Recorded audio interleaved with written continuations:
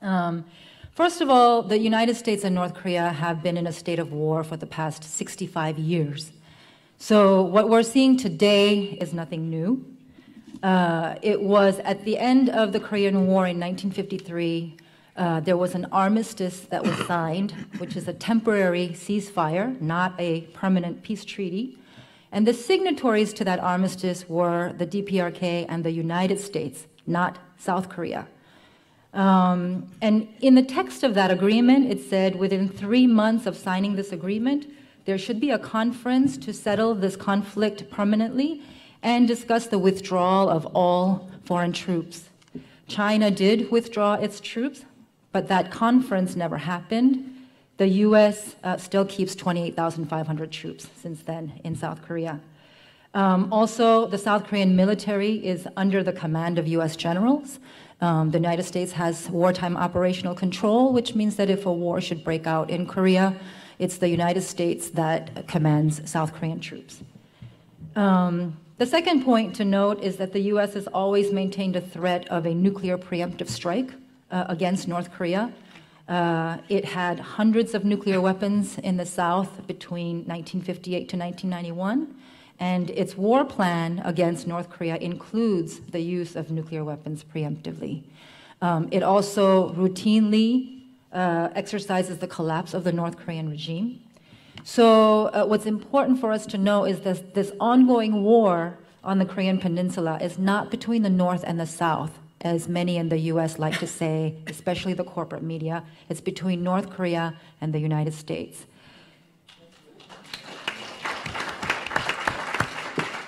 Now, on the question of North Korea's nukes,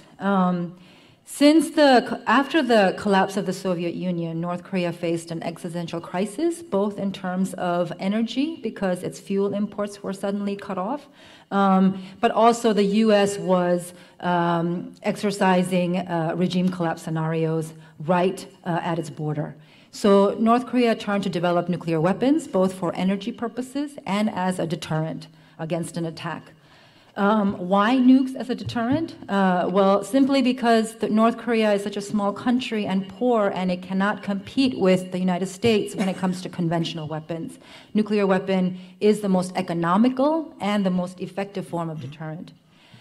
North Korea has repeatedly offered to freeze its nuclear weapons development in exchange for an assurance from the United States that it will not attack. So there were many agreements in the past, most notably in 1994, the Agreed Framework, where North Korea actually did freeze its nuclear weapons development. However, the US did not follow through on its end of the bargain because the conventional wisdom in Washington was that North Korea will soon collapse. And so the United States did not need to follow up on its commitments. And then, of course, the previous administration practiced a policy called strategic patience, which meant no engagement at all. And why is North Korea now a top priority for the United States? As long as the United States was not engaging with North Korea for the past 8 years, North Korea just kept on developing its nuclear weapons. And now many experts say it is close to having an intercontinental ballistic missile that may be able to reach the continental United States with a nuclear warhead. This is why Washington is so worried about North Korea right now, and this is what they're trying to stop. Not because they think that North Korea will actually launch an ICBM towards the United States, but more because if North Korea has a full nuclear arsenal and an ICBM, it changes the US strategic calculus in the region. It means that it's dealing with another nuclear power that is not an ally. Also, it challenges the nuclear non-proliferation regime. There is a double standard in the US stance towards North Korea because while it condemns North Korea for its missile tests, the United States continuously tests ballistic missiles in California, the Minuteman III. After 20 years of engaging in negotiations that have gotten them nowhere, North Korea has now said denuclearization is not on the table for negotiations. It held its historic 7th Party Congress last year, And it is basically now written into the national constitution that it is a nuclear power. So at this point, Trump has very limited options. First of all, military action is too costly and dangerous, even from a US strategic point of view. In the 1990s, President Clinton considered a military strike against North Korea, and ultimately they nixed the idea because the Pentagon came back after doing some simulations with an assessment that even limited action would quickly escalate into a full-scale war, a drawn-out war, and lead to the death of 1 million people within the first 24 hours. Intelligence experts now are saying the US intelligence is very limited on the location of North Korea's nuclear program. The only way to guarantee the complete removal of the so-called North Korea threat is the use of nuclear weapons or the invasion and occupation of North Korea. So that risks a drawn-out regional conflict that would include Japan, that would include China, that would be very destabilizing not only to the region but the global economy. So for the United States, this is not a viable option, and for now, it seems to be off the table.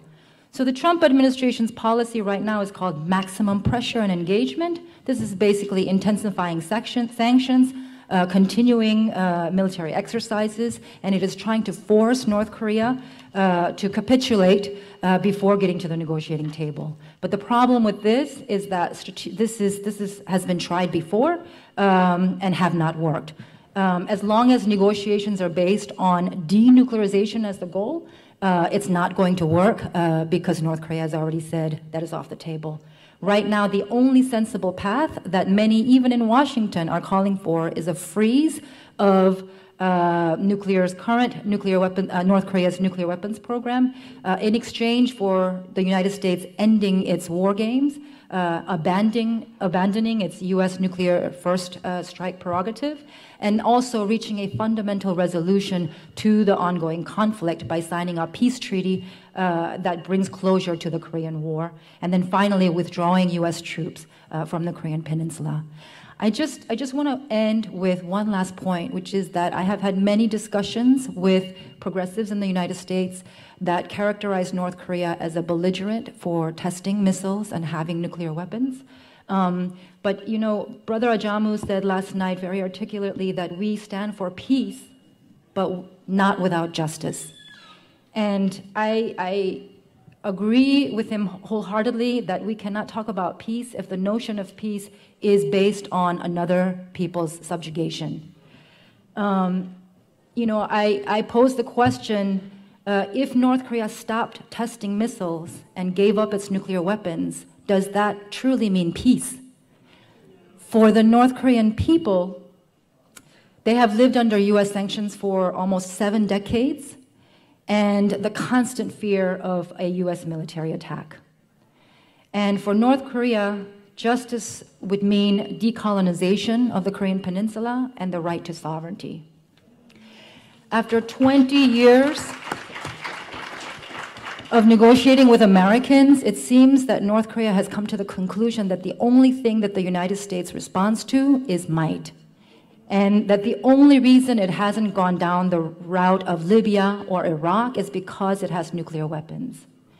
And so the question that I would like to pose as I end my presentation is, what would it actually take for us to create the conditions so that North Korea does not have to resort to missile tests and nuclear weapons to defend its sovereignty? Thank you.